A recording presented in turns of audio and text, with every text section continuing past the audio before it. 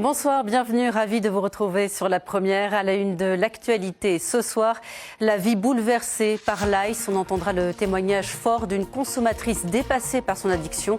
Elle aurait aimé ne jamais avoir commencé. La Fédération citoyenne polynésienne de lutte contre les drogues et la toxicomanie lui vient en aide. La lutte contre l'ICE, contre toutes les drogues, c'est l'un des sujets que nous allons aborder avec le haut-commissaire. Alexandre Rochat est notre invité ce soir. De la concurrence dans le domaine du fret aérien, la compagnie Motulink s'apprête à se lancer avec une offre présentée comme low cost. Seules 5 îles seront desservies dans un premier temps. Et puis le nouvel émissaire des eaux usées de Punaouia est entièrement installé. Les opérations ont été précipitées par la nouvelle casse survenue la semaine dernière sur l'ancienne installation. La baignade est de nouveau autorisée. La prévention et le soutien aux familles, mais aussi aux consommateurs qui veulent s'en sortir. C'est le travail mené par la Fédération citoyenne polynésienne de lutte contre les drogues et la toxicomanie. Jour et nuit, elle répond aux appels d'urgence. Raihe Nadjarian a suivi la Fédération lors de l'une de ses interventions ce matin.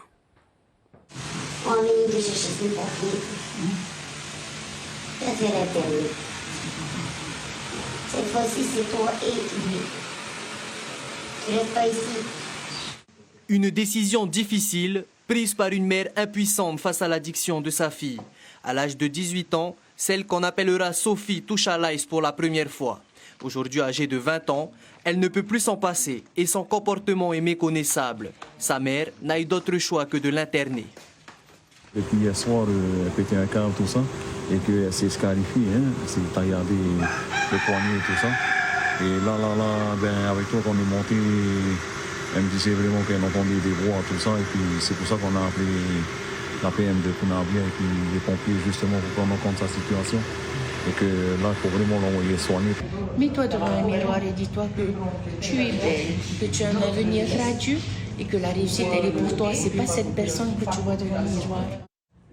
Discuter, comprendre et se mettre à la place du consommateur, c'est la méthode utilisée par la Fédération de lutte contre les drogues. Une approche visible à l'image avec cette famille également touchée par cette drogue. Celle qu'on appellera Vahine fume de l'ICE depuis 7 ans. Aujourd'hui âgée de 20 ans, elle admet ne plus se reconnaître, allant même jusqu'à lever la main sur sa mère. C'est quoi ton souhait le plus cher au moment où on se parle? Qu'est-ce que tu aimerais le plus souvent? Reprendre les études. Reprendre mes études. Redevenir comme avant. Enfin, franchement, moi, si j'aurais pu demander à ce que cette drogue ne soit pas passée par mon chemin, je l'aurais demandé. Elle voudrait s'en sortir, mais c'est très difficile parce qu'il n'y a pas de structure d'isolement, il n'y a pas de soutien médical quand il le faut. Mais on essaye de faire de notre mieux pour pouvoir la sortir. Mais elle me dit que c'est très difficile. D'après le gouvernement, on recense près de 30 000 consommateurs d'ICE en Polynésie. Mais pour la Fédération citoyenne de lutte contre les drogues, ils seraient beaucoup plus nombreux. Des vendeurs de drogue interdits de paraître, de se trouver sur des points de deal bien connus. C'est un des nouveaux pouvoirs du haut-commissaire pour lutter contre le narcotrafic. La brigade municipale de Aroué se prépare à faire respecter cette mesure. Théophane Territois, Patrick Régis. C'est leur travail au quotidien, patrouiller dans les rues et les quartiers pour aller à la rencontre des habitants et assurer leur sécurité. Une mission devenue encore plus importante avec la présence de l'ICE. C'est automatique, quoi. Si on appelle l'ICE, on a un adresse qui vient au rien. Et s'il y avait, vous allez signaler à la police? J'ai signalé. Sinon, c'est nous qui allons ramasser.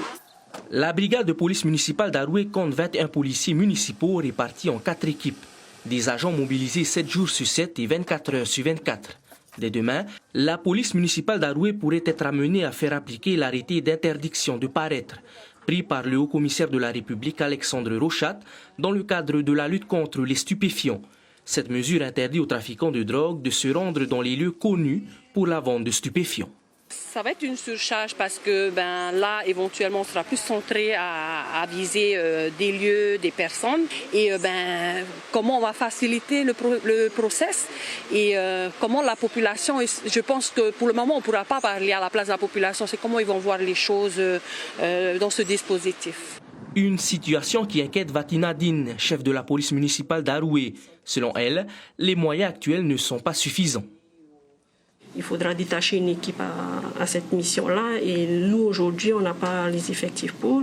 Donc ça sera certainement dans le cadre de nos patrouilles où on pourra notamment identifier les personnes concernées. Il ne faut pas aussi oublier que les personnes concernées elles viennent aussi d'autres communes. Donc est-ce qu'on aura toutes ces informations-là? Il faudra une bonne coordination avec les services de l'État, la commune.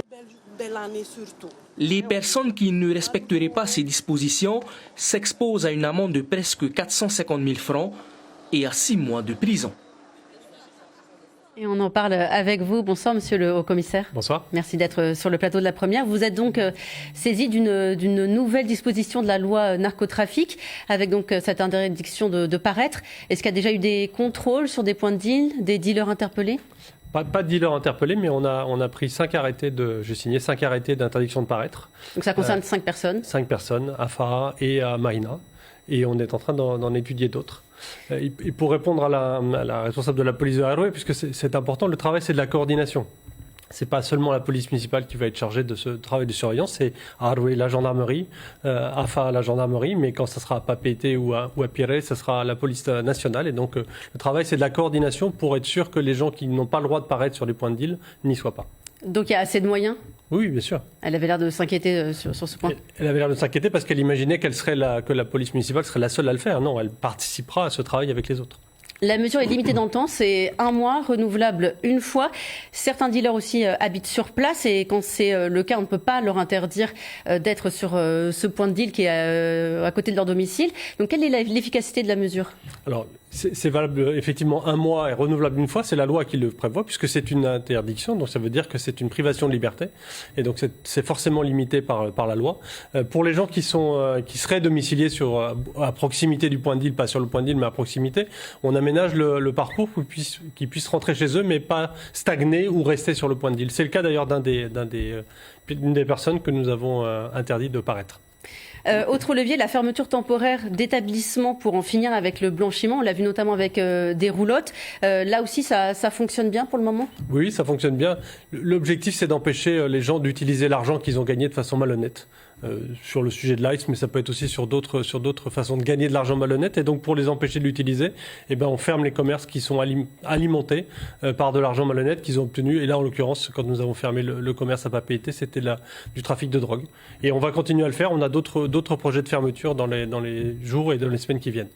La fédération qu'on a vue à l'instant dit que de nouvelles drogues sont arrivées en Polynésie. Le fentanyl, un opioïde qui fait des ravages notamment aux États-Unis, mais aussi le PTC, le pet ton crâne, une drogue de synthèse extrêmement puissante. Est-ce que vos services ont aussi constaté l'arrivée de ces nouvelles drogues en Polynésie ? Pour l'instant, on n'a pas détecté l'arrivée massive de ces nouvelles drogues. Il y a des gens qui peuvent en avoir sur eux, mais c'était plutôt des consommateurs qui venaient avec ces drogues. Il n'y a pas de trafic en tout cas ou de vente qui ont été observés, mais peu importe, l'objectif pour nous c'est de lutter contre toutes les drogues, du pacalolo jusqu'aux drogues de synthèse, en passant évidemment par l'ice ou la cocaïne si elle venait en Polynésie française.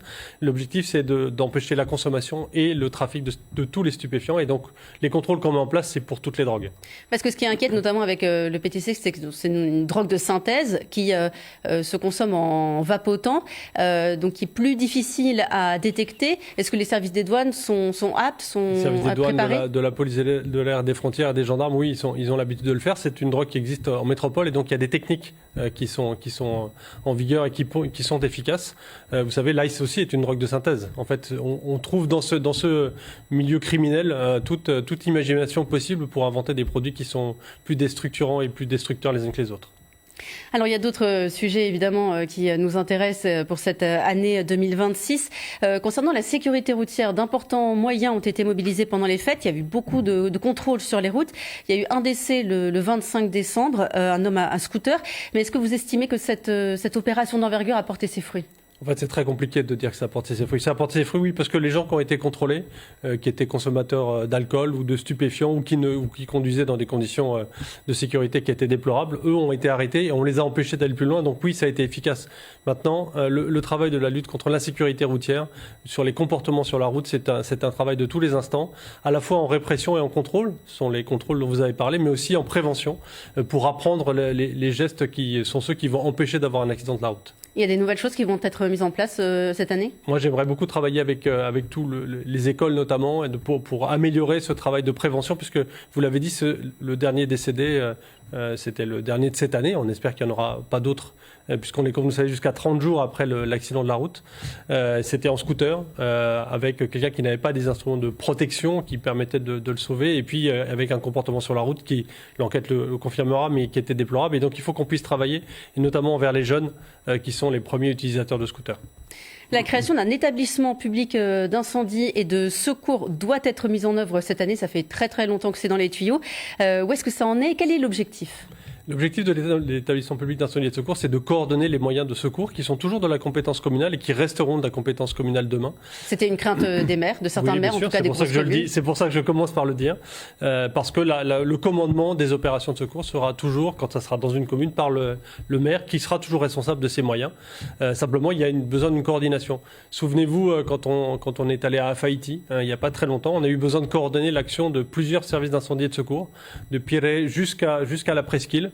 Et donc l'idée d'un établissement public, ça permet de coordonner les actions de secours, ça permet d'avoir des formations cohérentes, ça permet aussi d'acheter du matériel avec des économies qui seraient faites, puisqu'on aura des économies d'échelle sur l'acquisition de moyens d'incendie et de secours. Et puis ça permet un point qui est très important, qui sera de pérenniser le centre de traitement des appels. Quand on fait le 18 aujourd'hui, et quand on est dans les îles ou quand on est sur la presqu'île, on tombe sur le service d'incendie et de secours de la commune.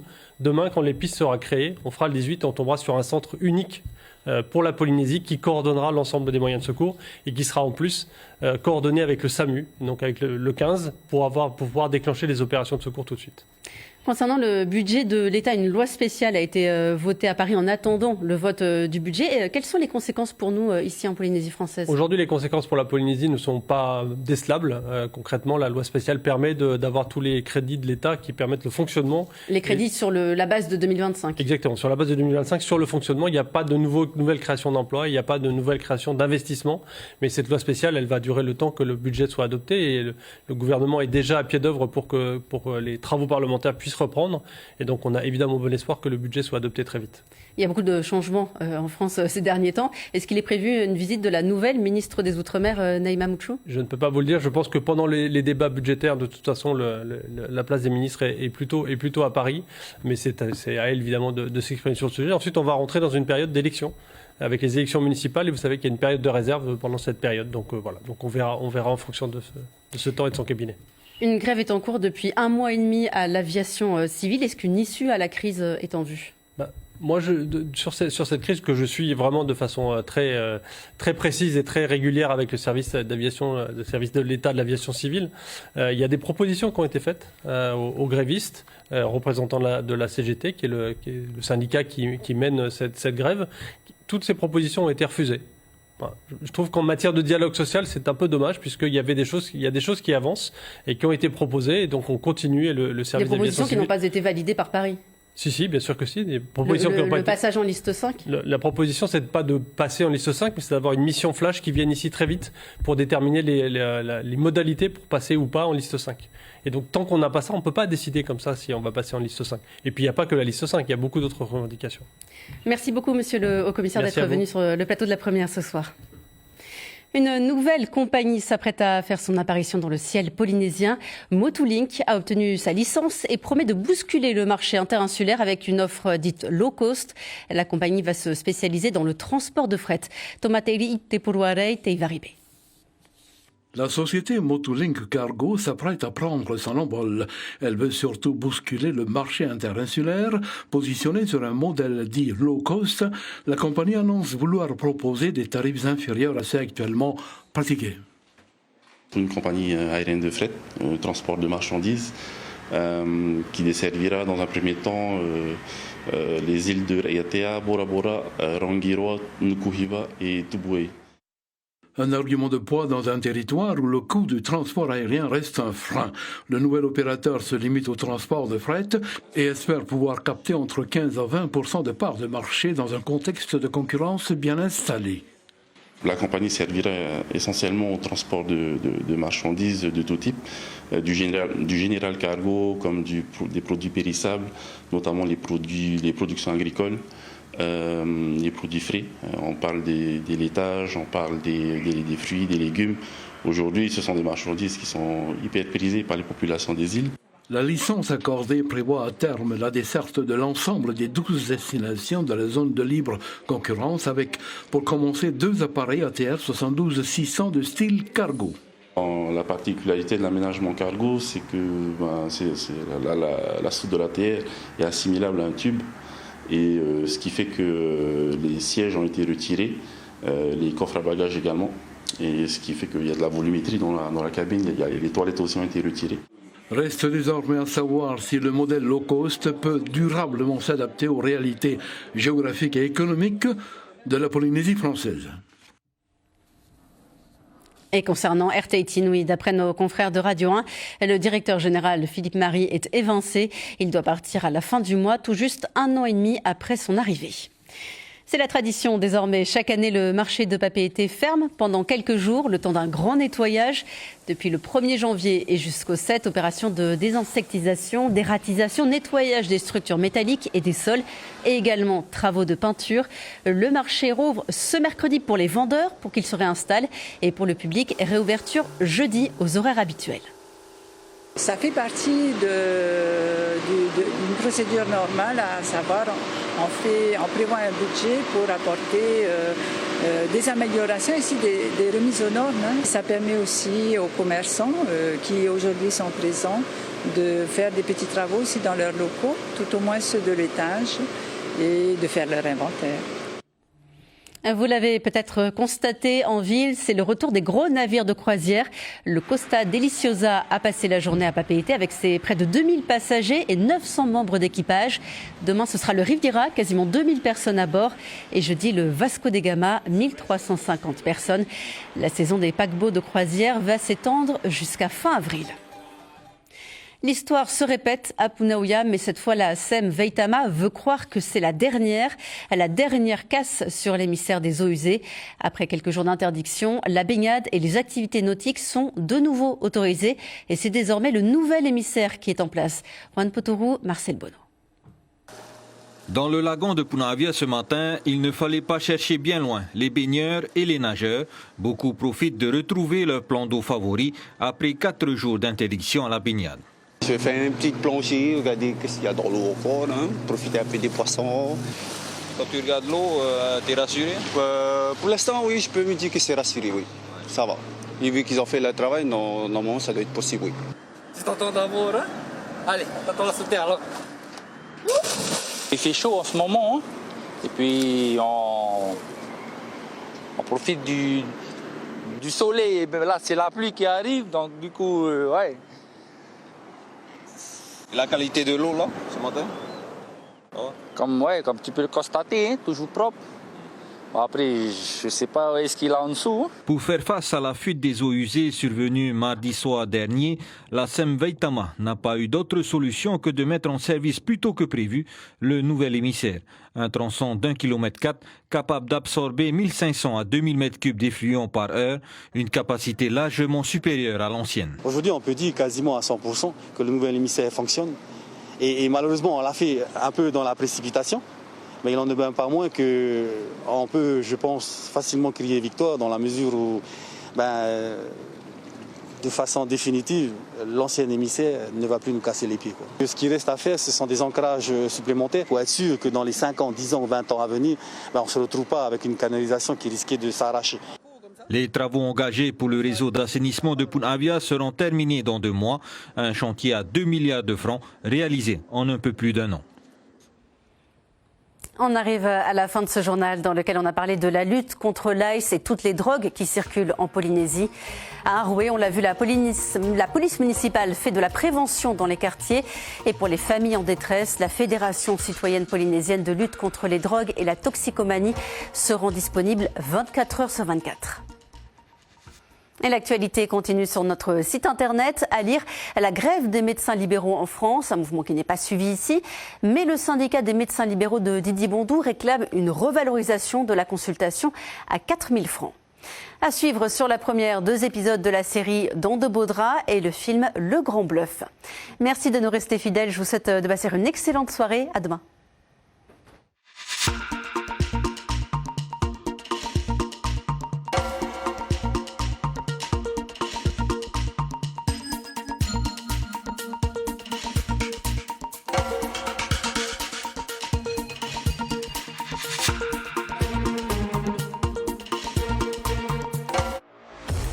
Retrouvez toute l'info sur WhatsApp en scannant notre QR code.